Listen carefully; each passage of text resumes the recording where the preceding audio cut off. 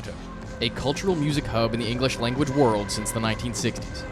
Home to the Yorkville scene, the likes of Rush, as well as the third leg of the 70s punk rock scene with London and New York. The city is a launching pad for indie bands like Always, as well as rock and rap, jazz, hip-hop, and other artists. Even as the tide of modern music is changing to be increasingly digital in its production method, Toronto has managed to continue its rise to global music prominence despite the rapid shift in music culture thanks to the likes of Drake and Deadmau5.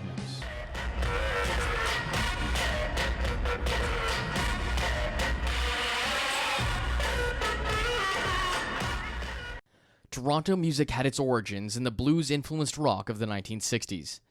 The 60s in Toronto were an exciting time, with the likes of Joni Mitchell, Neil Young, Joan Baez, Ronnie Hawkins, and many more playing on any given night in the city's historic Yorkville neighborhood. Of an evening, you could visit 15 clubs. They weren't big, and you could hear 15 bands, and nothing was all that expensive. There was no alcohol in these places. And it was packed. The street was packed, and it was just so alive with music. Yorkville was Toronto's answer to San Francisco's Haight-Ashbury movement, the part of San Fran historically looked at as the epicenter of quintessential 60s culture, heavily influenced by black musicians like Muddy Waters and American counterculture folk music like Woody Guthrie. When we were learning to play, and pretty much all the bands in Toronto in the 60s, we got all our stuff from, black musicians, from, Stax, Sam and Dave's, the old blues guys, John Lee Hooker, all this stuff. And that was sort of our roots of where we learned music, and so you can hear it in the music. Luke and the Apostles were at the forefront for the scene that would help to define Canadian music for decades. It'd be shoulder to shoulder. Lineups to get in, shoulder to shoulder, night after night. We used to play 6 nights a week. The ambiance in here right now is exactly what it was like in the 60s. Where the Yorkville scene was centered around a small geographic area, as Toronto has grown, venues have spread further apart. Gentrification, rising rents, bylaws, and suburban flight all led to decentralization and the fracturing of a music scene. Purple Onion was probably the best. I loved that club. It was a narrow little house and loud, and we played there for almost 2 years, and there was lineups down the street every night. Clubs were once a stone throws away from each other. Now it could be half an hour walk to the closest venue that may or may not have a live band. There's not a lot of really good places to play in this city anymore. There's no scene like the street with all the clubs, and there was an awful lot of, inter-band activity. Bands would be going to see bands because it was all close and easy. It's very isolated now, I think. Buddy Black is a Toronto musician. There's a lot of really cool stuff happening right now. The electronic scene is just getting awesome. The folk scene is crazy right now. The punk scene is really sort of maturing into something that's, that I think is really, really unique and really cool. The hip-hop scene is doing great. I just think that there's a lot of cool shit happening right now in Toronto. Music today is made a little different, where living rooms and garages are recording studios and Facebook and SoundCloud are record companies and PR firms.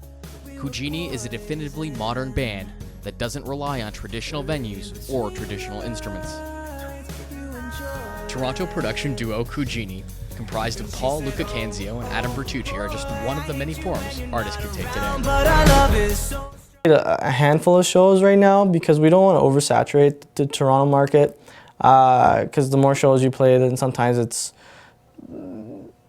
not that many people. You want people to come out, and if the same people are coming out, not to say the same people are coming out, but how many times can you play Mod Club and okay, we've already been there. Kujini, we want to expand. We want to make sure our music gets out there and then have more of a reach to people before we start saying, hey, let's outsource, let's go out of Toronto right now. No, Luca and I don't really go to many shows in Toronto. The scene here is kind of, it's different, it's weird. Influence was once limited to a geographic region, what you could see on TV or hear on the radio.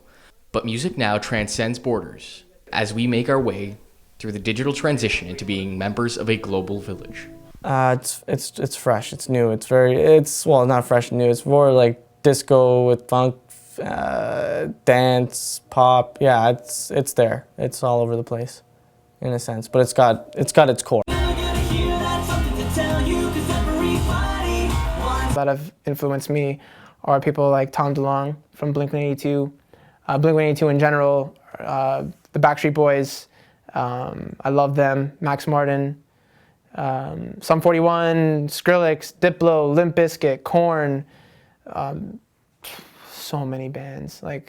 And I only need to hear a song once to really, to have that sound in my brain and in my blood. Like, same with Luca. He'll hear a song like, he'll probably remember a song that he heard when he was 5 years old, and I'm like, what? And it's just like, it's in our minds, like, our brains just like record music, like and we just put it on paper. I was really into 36 Chambers for a Bunch by Wu-Tang, and I wrote a bunch of punk folk songs that were kind of Wu-Tang Clan-ish. We didn't end up playing any of them, but still. Music used to be made with record companies at the helm of distribution and marketing, but today's artists in a post-Napster world have to find new ways to make money for themselves.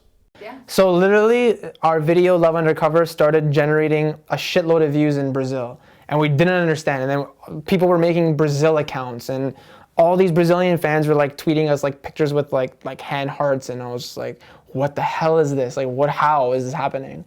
And how it's transitioned from last year to now is they're just still as in love as they were before. Definitely helpful.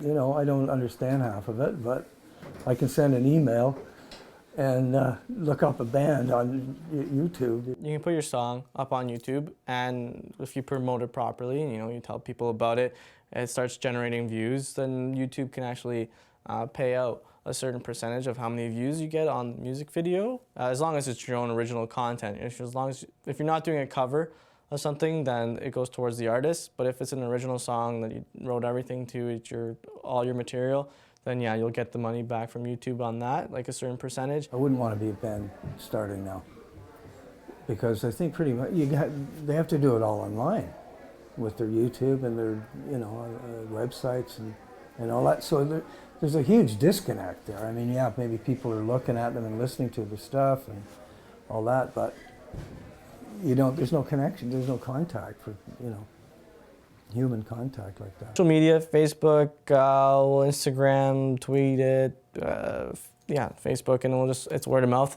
after that, at that point. My favorite social media platform because I find it easier to engage people. You can say whatever the hell you want, whatever's on your mind, and the people that are really obsessed with you are going to favorite it, they're going to retweet it, and they're going to comment, they're going to DM you. Like the other day, we had a girl that DM'd me and said, I'm so in love with your music, I'm having a horrible day, listening to your music to cheer me up. And like, to know that Luca and myself had that effect on somebody, that's huge. While the advent of digital music is bringing the world closer together, it may be pushing those in their immediate communities further apart. Times have changed where people don't have to go to a bar to listen to a band anymore. They'd rather just put their headphones in their ear and walk down the street, get on the bus or the subway, and close out the world.